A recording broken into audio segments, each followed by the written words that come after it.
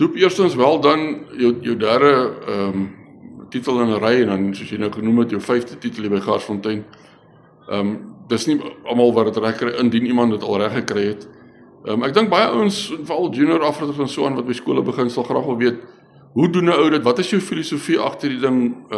Jy het nou vir my gesê jy's 'n ou wat begin by strukture bou. Gee my net so 'n bietjie van 'n agtergrond hoe werk jou filosofie agter skole rugby? Koos, dankie. Ja, ek dink dit is belangrik dat eerstens jou spelers moet glo in wat op die tafel sit en hulle moet glo in hulle afrigter. Daarmee is eerlikheid dan baie belangrik. Ek dink as jy eerlik met jou seuns is, en jou spelers is belangrik dat hulle goeie en slegte nuus uit jou mond uit kan hoor. Jy altyd met hulle eerlik is en dan harmonie in die span tussen die afrigters. Ek weet, dit is nie 'n one-man show nie, soos ek jou gesê het. Ons 'n klomp afrigters wat saam met my werk en ons het nie egos onder mekaar nie en dit is belangrik dat die ouens dan inpas in ons manier van doen. Ek glo ek dat die spelers met hulself kan express.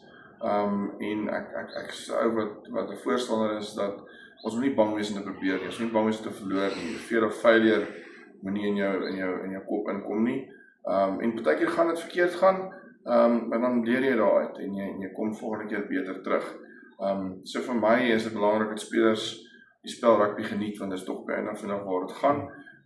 Dissipline is uiters belangrik, maar dit alles gaan terug na die wortel toe. En dis om die spel rugby te geniet en om vir mekaar te speel en pelle te maak op die einde van die dag en dan ook memories te bou. So dit is maar ons filosofie. Daar sê, well done, en jy het nou vir my gesê, jy sien jouself nog 'n rukkie by skole rugby betrokke, alle sukses vir die toekoms, daar kan jy nou daai 3 ook affiese rekord begin jaag na 5 toe, in die toekoms, well done, en ons kyk uit vir in die toekoms. Dankie Koos, ons sal ons bes probeer.